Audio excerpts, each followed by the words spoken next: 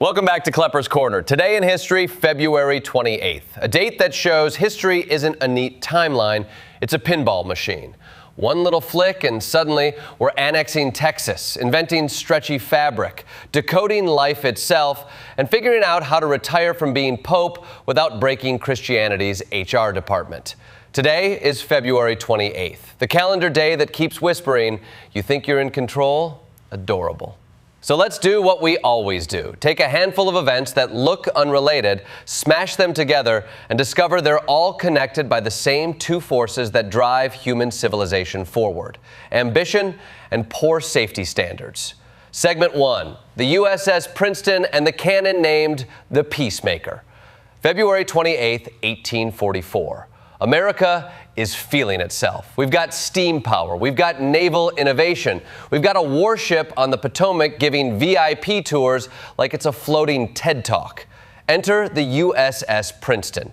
They're hosting a fancy pleasure cruise with top officials on board. And the star attraction is a massive gun called the Peacemaker, which is honestly the first red flag. If your weapon needs a PR campaign, it is not going to bring peace. That's like naming a snake Snuggles. They fire the cannon once. Everyone's impressed. They fire it again. It explodes. Not metaphorically, literally explodes. The blast kills Secretary of State Abel P. Upshur, Secretary of the Navy Thomas W. Gilmer, and several others, including David Gardner, a prominent New Yorker. This is the most concentrated single-day loss of top U.S. officials in an accident. And it's also the most American sentence ever. We tried to show off a new gun, and it immediately killed the leadership. President John Tyler is on board and survives because he's below deck. The story goes, he'd paused to listen to music. So just to be clear, the trajectory of the United States may have hinged on a man taking a quick musical intermission. History, ladies and gentlemen. Sometimes it's ideology, sometimes it's vibe, sometimes it's the president accidentally missing the blast radius because he was enjoying a little tune like, "Hold on, I love this part." Now here's where history does the thing it always does. It takes tragedy and says, "Cool, can I use this to escalate everything?" Because Upshur dies, Tyler needs a new Secretary of State. He appoints John C. Calhoun. And Calhoun doesn't treat Texas annexation like a delicate diplomatic puzzle. He treats it like a flamethrower. He frames annexing Texas as necessary to protect and expand slavery. That ramps up sectional conflict, pushes the country toward war with Mexico, and deepens the fractures that eventually crack into the Civil War. So yes, one cannon malfunction helps set off a chain reaction that alters the map of North America and helps speed run the nation into its bloodiest internal conflict. Also, Tyler ends up marrying Julia Gardner later that year after her father is killed on the Princeton, and Tyler is like, "Hey, sorry about your dad. Anyway, you up?" That's not even a joke. That's just historical fact wearing a trench coat. The lesson of the USS Princeton is simple. Never attend a live demonstration where the product is named like a pro wrestler. If the cannon has a nickname, leave.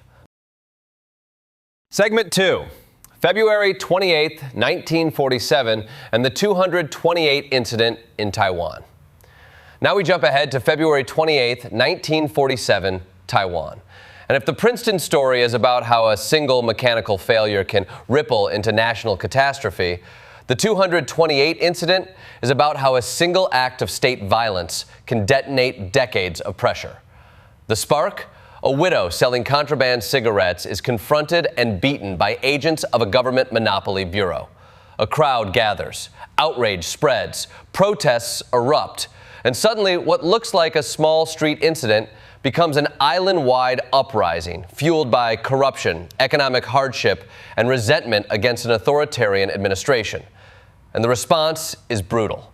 The nationalist Kuomintang government cracks down hard. Arrests, executions, disappearances. The targeting of students, doctors, lawyers, organizers, people who could articulate a future. Tens of thousands are killed or vanish. And then martial law becomes the default setting for decades. This is what authoritarianism does. It doesn't just punish bodies, it punishes memory.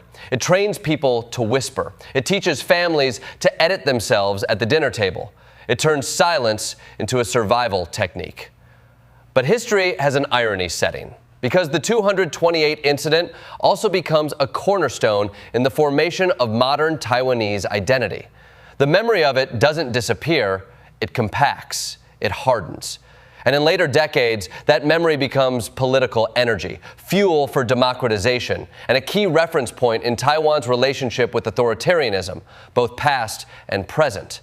It's a reminder that you can suppress people for a long time, but you can't permanently suppress what they know happened. Memory is patient. Memory is petty.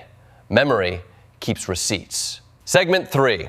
Olof Palme and the night Sweden lost its "we're above this" aura. February 28, 1986, Stockholm. Swedish Prime Minister Olof Palme goes to the movies with his wife and decides to skip the security detail. Because Sweden. Because trust.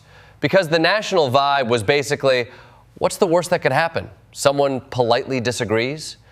Palme is a major figure. Outspoken, polarizing, internationally engaged. He criticizes American bombing in Vietnam. He criticizes Soviet aggression. He takes stands against apartheid. He's the kind of leader who makes enemies in multiple directions, which in geopolitics is either a sign of moral clarity or a sign you're about to be on a very long list. He leaves the cinema, walks along a busy street, and is shot. The killer escapes. The investigation becomes a national obsession and a long-running wound. The case remains officially unresolved, and for decades, Swedes are forced to confront something that many countries learned the hard way. Political violence does not require your permission. The Palme assassination changes Sweden's sense of itself. It's like a national coming-of-age moment, except instead of learning to drive, you learn that even your calm, well-organized democracy can be punched in the face by chaos. And it's also a reminder that the most dangerous phrase in public policy is, "We don't need security tonight." Segment 4, February 28, 1991, and the Gulf War ceasefire. The end that wasn't an end. February 28, 1991. President George H.W. Bush announces a ceasefire, ending the ground combat phase of the first Gulf War after a 100-hour offensive. It's presented as a clean win. Kuwait is liberated. Coalition forces demonstrate overwhelming capability. The world gets a post-Cold War moment of coordinated action. And for a brief second, it feels like international order might be a thing we can do. But then we meet the real main character of geopolitics: unintended consequences. Saddam Hussein remains in power. The war's objectives are achieved, but the regime survives. Then come the sanctions, the inspections, the standoffs, the repeated crises that turn the region into a pressure cooker with a timer that nobody agrees on. Also, as Iraqi forces retreat, they ignite Kuwaiti oil wells, hundreds of fires. It's environmental catastrophe on an epic scale. And it's such a symbol of modern conflict. The war ends, but the sky keeps burning. This is where history gets honest. It's not just war and peace, it's war, ceasefire, and the next 12 arguments that lead to the next war. Segment 5, Science Day, Roman, nylon, and DNA. Now let's pivot to the part of history where humans do something miraculous without setting the sky on fire. February 28, 1928, C.V. Roman discovers the Roman effect, light scattering in a way that reveals molecular structure. This becomes Roman spectroscopy, a technique used everywhere from chemistry to material science to forensic analysis. India later marks February 28th as National Science Day, which is a beautiful idea. A holiday dedicated to curiosity instead of conquest. And if you're thinking, great, science is peaceful, I'd like to introduce you to February 28, 1935. Wallace Carruthers synthesizes nylon. Nylon is the first fully synthetic polymer. It changes manufacturing, textiles, and global supply chains. It's marketed as a miracle fiber and becomes a consumer obsession. And then World War II comes along, and nylon production gets diverted into parachutes, ropes, and military gear. Because history is like, nice invention, can I weaponize it? Still, nylon is huge. It signals the dawn of the synthetic age, the era where humans stop asking nature for materials and start telling chemistry, make me something new. Now, February 28, 1953, the DNA double helix. Watson and Crick pieced together the structure of DNA. 2 strands, complementary base pairing, a mechanism for replication that turns biology into information. The famous part is the model, the idea that understanding life's code can come from geometry and synthesis, not just new experiments. But the uncomfortable part is the credit.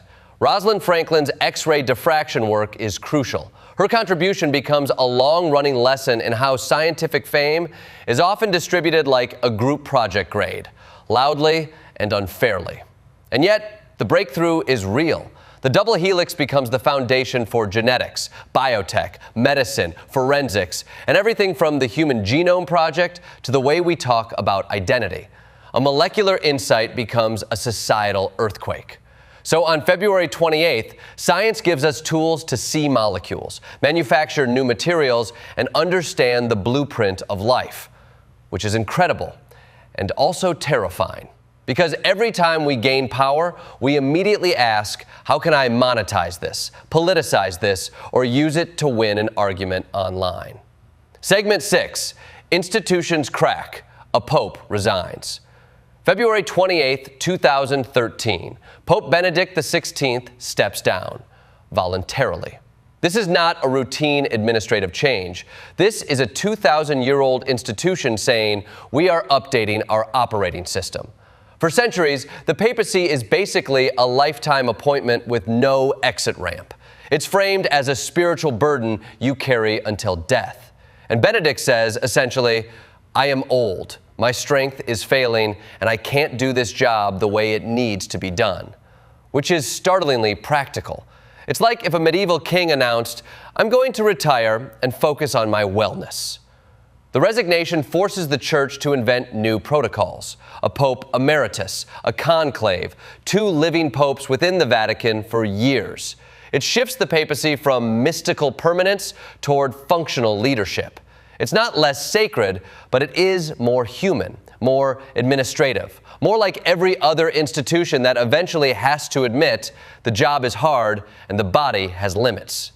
And it's also an important reminder that tradition survives not by refusing change, but by figuring out how to absorb it without collapsing. Segment 7, the February 28th grab bag. Rails, phones, color TV, NATO, and Indiana. Okay, rapid fire February 28th, because this date hoards history like your uncle hoards extension cords. 1827, the Baltimore and Ohio Railroad is chartered. Rail changes America's logistics, expansion, and economy. It's the moment we start laying down metal lines that say, we're going places, whether the land likes it or not. 1885, a TNT is incorporated. The infrastructure of communication begins to consolidate. And look, I'm not saying every annoying robocall is the fault of February 28, 1885, but I'm not saying it. 1954. First NTSC color televisions go on sale. The world transitions from black and white reality to the full color spectacle we now call the news, where tragedy can be delivered in vibrant hues with a sponsor message. 1994, NATO shoots down aircraft over Bosnia, its first combat use of force.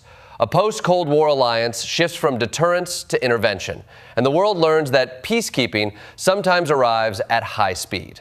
1997, the FDA implements rules requiring ID checks for cigarettes if you look under a certain age threshold. A small policy move, but a big signal. Public health can be regulated through boring, everyday friction. The most powerful government tool isn't always a speech. Sometimes it's a clerk saying, "Can I see your ID?" In conclusion, February 28th is a nexus date. A cannon explodes and reshapes American politics. A brutal crackdown scars Taiwan and helps forge identity. A Swedish prime minister is assassinated and a country loses its innocence. A ceasefire ends a war but plants seeds for future ones. Scientists decode life, invent synthetic material revolutions, and expand our ability to read the molecular world. A pope resigns and tradition adapts. Rails, phones, color TV, NATO, public health policy, and Indiana's own snapshots all stack on the same square of the calendar. It's history's reminder that progress and catastrophe often share a birthday. And the only thing tying it together is human choice. Plus, a few disastrous engineering decisions and a truly heroic amount of paperwork.